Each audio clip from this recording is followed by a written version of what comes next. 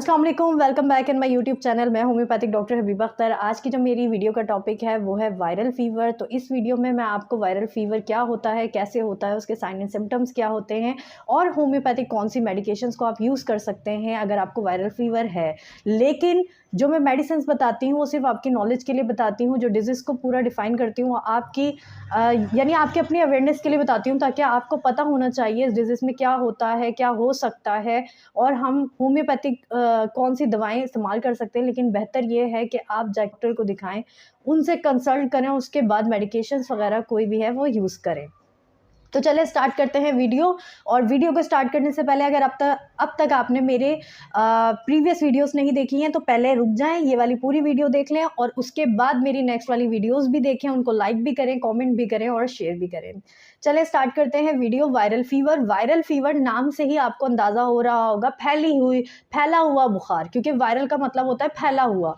तो viral fever यानी उस वक्त उस इलाके में, यानी जहाँ आपका क्लिनिक है या जहाँ आप रहते हैं, आपके सिनारियो में आपके घर में बहुत से लोगों को फ़ीवर होता है। एक को होता है तो पूरे घर को भी एक के बाद एक फ़ीवर होना शुरू हो जाता है। तो ये वायरल फ़ीवर, इसको वायरल फ़ीवर कहते हैं।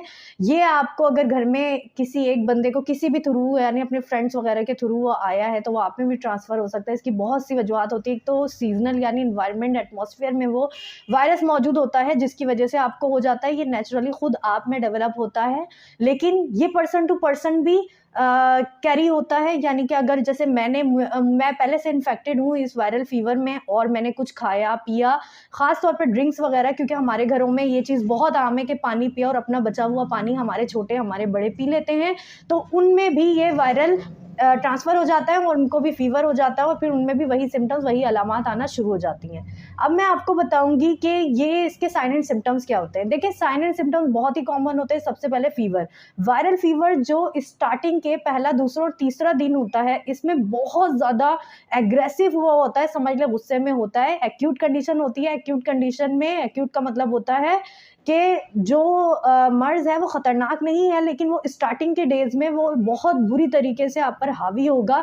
अगर इसमें ख़्याल ना की जाए तो देखें, डेथ वगैरह, एक्यूट की मैं सिर्फ बात कर रही हूँ, यहाँ पे डेथ भी हो सकती है, लेकिन हम फ़ीवर पे आ जाते हैं। फ़ीवर में जो एक्यूट हमारे डेज़ होते हैं, पहला, दूसरा और तीसरा दिन होता है, इन दिनों में फ़ीवर बहुत हाई ग्रेड होता है, बहुत ज़्यादा बढ़ता है और तीसरे दिन से ऑटोमेटिकली कम होना शुरू हो जाता है। आम तौर पे हमारे घर की जो माएँ होती हैं, वो माएँ ये बात कहती हैं 3 दिन बुखार है, 3 दिन के बाद बेहतर होना शुरू हो जाएगा। 3 दिन तो ज़ोर पकड़ता है। ये मैं अपने बचपने से सुनते हुए आ रही हूँ। हालाँकि मेरी जो अम्मा थीं, वो डॉक्टर नहीं थीं, लेकिन फिर भी उनको ये बात पता थी कि 3 दिन तो ज़ोर पकड़ता है, 3 दिन बाद भई नॉर्मल हो जाएगा, 3 दिन बाद इसका ज़ोर टूटना शुरू हो जाएगा। लेकिन 3 दिन ये जो कुछ लोगों को इतने ज़्यादा भारी होते हैं कि अगर जब तक वो डॉक्टर के पास ना जाएँ, कुछ मेडिकेशन ना करवाएँ, क्योंकि एक होता है सिर्फ फ़ीवर, लेकिन फ़ीवर के साथ अगर आपको डिहाइड्रेशन भी है, डिहाइड्रेशन यानी पानी की कमी हो जाना, पानी पेशेंट उतने ज़्यादा नहीं पीते, उनको पानी कड़वा लग रहा होता है बुखार में, तो अगर डिहाइड्रेशन हो जाए तो बहुत ज़्यादा खतरनाक हो सकता है। अगर इसके साथ पानी तो पीते ही नहीं है, डायरिया हो जाए, क्योंकि अक्सर वायरल फ़ीवर में डायरिया भी होता है, तो फ़ीवर के साथ अगर डायरिया है और आप पानी भी नहीं पी रहे हैं, तो आप बहुत बुरी तरीके से डिहाइड्रेट हो सकते हैं, आप हॉस्पिटलाइज़ भी हो सकते हैं। उससे बेहतर है कि पहले ही आप डॉक्टर को कंसल्ट करें, ताकि वो तमाम चीज़ें आपको देखे और देख के आपको प्रिकॉशन बताए कि किस तरीके से आप सीवियर कंडीशन से बच सकते हैं। इसके अलावा वायरल फीवर में जो चीज़ मिलती है हमें, वो हेडेक मिलती है, यानी सर दर्द। बुखार के साथ सर में बेहद दर्द होता है। इसके अलावा देखें, आप डिहाइड्रेट कैसे पता कर सकते हैं कि आप डिहाइड्रेटेड हैं, क्योंकि कुछ पेशेंट होते हैं वो खुद भी अंदाज़ा लगा सकते हैं। ये वीडियो आपकी अवेयरनेस के लिए ही है। बुखार जब उतरता है तो हमें पसीने आते हैं, कुछ लोगों को पसीने ही नहीं आते, वो कहते हैं हम दवाई खा लेते हैं लेकिन हमें पसीने नहीं आते, हमारा बुखार नहीं उतरता है।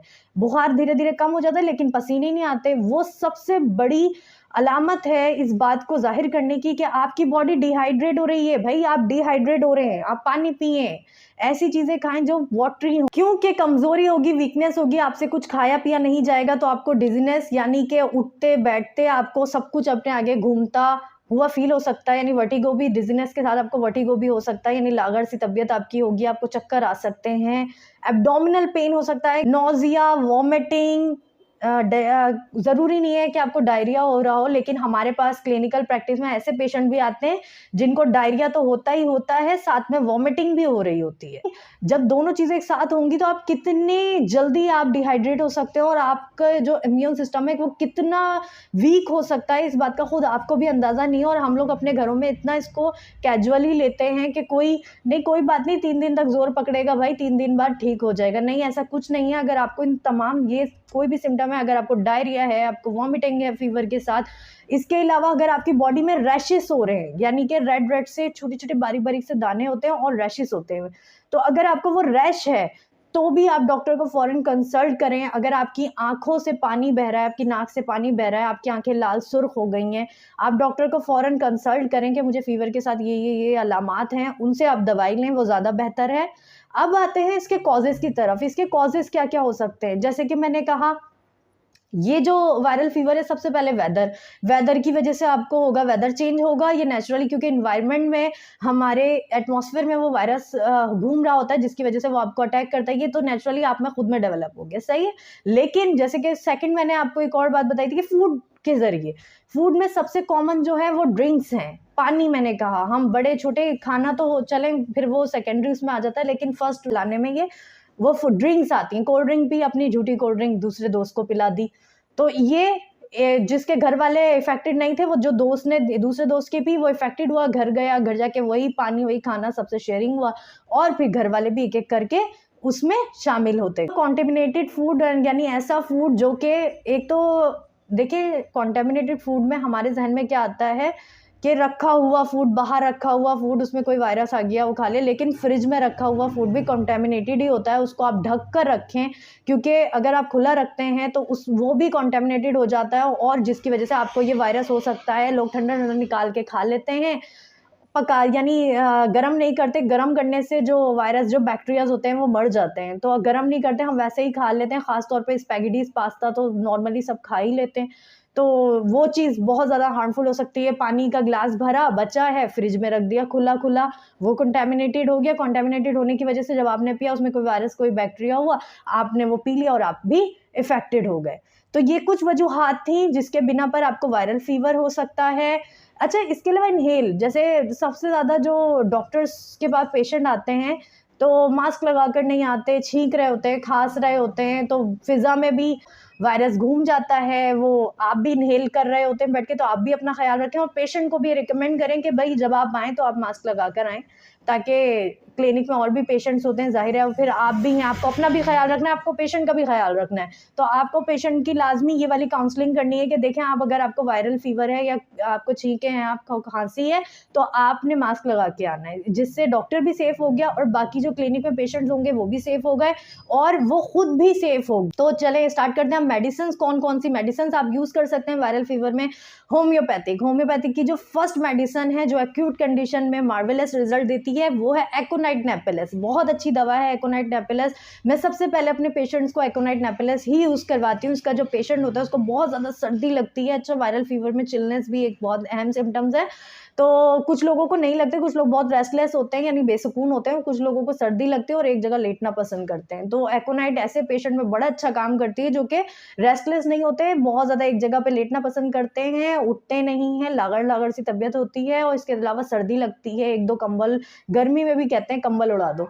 तो ये इसकी बहुत अहम निशानी है। और एक्यूट कंडीशन की तो जैसे कि मैंने कहा, मार्वेलस रेमेडी है, तो एक्यूट कंडीशन में आप इसको यूज़ करें, इंशाल्लाह बहुत फ़र्क पड़ेगा। अगर गले ख़राब हैं, यानी कि अगर आप वायरल फ़ीवर, आपको पहले आपके गले ख़राब हुए, उसके बाद फ़ीवर आना शुरू हुआ है, तो बेलाडोना, ब्रेटाकार्ड, मर्कसोल, ये बहुत अच्छा काम करती हैं। बिल्कुल भी इनको मिला के यूज़ नहीं करना है, एज़ पर सिम्पटम्स यूज़ करना है। अगर गोल-गोल गले खराब, यानी गोल-गोल टॉन्सिल्स हैं, बिल्कुल गला बंद है, तो ब्रेटाकार्ड बहुत अच्छा काम करेगी। अगर रेडनेस बहुत ज़्यादा है, तो बेलाडोना बहुत अच्छा काम करेगी। अच्छा, मैं अल्टरनेटिव भी देती हूँ, ब्रेटाकार्ड के साथ बेलाडोना भी कर देती हूँ, एकोनाइट के साथ बेलाडोना भी कर देती हूँ, क्योंकि हमारी होम्योपैथी की जो बेलाडोना रेमेडी है, वो ऑल राउंडर है, वो बहुत सी चीज़ों में काम करती है। जैसे कि अगर आपको फ़ीवर के साथ आपको रैशेज़ हुए हैं बॉडी में, जैसे कि मैंने कहा, लाल-लाल से, सुर्ख-सुर्ख से, बारीक-बारीक दाने, तो ये उसमें भी बहुत अच्छा काम करेगी।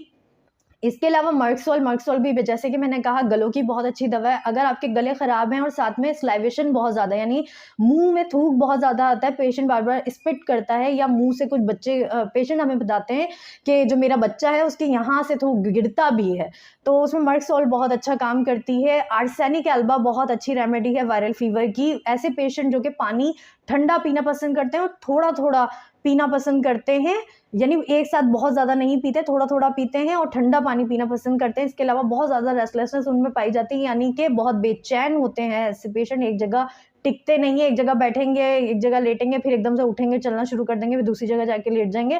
तो ये इनकी बहुत ज़्यादा यानी बड़ी निशानी है आर्सेनिक एल्बा की। इसके अलावा यूफ्रेशिया, क्योंकि वायरल फीवर में जैसे कि मैंने आपको सिम्टम बताया था, आंखें लाल हो जाती हैं, आंखों से पानी आ सकता है, आंखों में पानी आना शुरू हो जाता है, आंखें एक्रीड हो जाती हैं, बच्चा बार बार आंखें मलता है या बड़े बार बार आंखें मलते हैं, तो यूफ्रेशिया बहुत अच्छा काम करती है। यूफ्रेशिया को भी मैं बेलाडोना के साथ ऑल्टरनेट करके मोस्टली देती हूँ, तो बहुत अच्छे मुझे रिजल्ट मिलते हैं। इसके अलावा एक और रेमेडी है पायरोजिनम। अब आप बोल रहे होंगे ये पायरोजिनम क्यों? क्योंकि पायरोजिनम इन्फेक्शियस फीवर की बहुत अच्छी दवा होती है। तो जो वायरल फीवर है वो भी एक तरीके का इन्फेक्शन है जो कि हमारे सराउंडिंग फैला हुआ होता है। तो अगर पेशेंट को पहले तो आप ऐसी दवा देंगे कि उसका फीवर थोड़ा कंट्रोल में आए, कम हो। जब वो कम हो जाएगा तो आप उसको पायरोजिनम 200 का एक डोज देंगे वीक में, बस एक। पायरोजिनम 200 इन्फेक्शियस फीवर की बहुत अच्छी दवा है, मैं अपने पेशेंट्स को लाजमी यूज करवाती हूँ। इसके अलावा और भी बहुत सी मेडिसिन हैं जो कि मैं यूज करवाती हूँ, लेकिन मैंने इस वीडियो में, क्योंकि इसको बहुत ज़्यादा बड़ा वीडियो को नहीं कर सकती, तो इस वीडियो में मैंने आपको कुछ मेन रेमेडीज बताई हैं। होपफुली ये वीडियो आपके लिए बहुत ज़्यादा इन्फॉर्मेटिव रही होगी। तो अगर आपको मेरी वीडियो अच्छी लगी है, काइंडली जल्दी से मेरी वीडियो को लाइक कर दें और मेरी वीडियो को शेयर भी कर दें।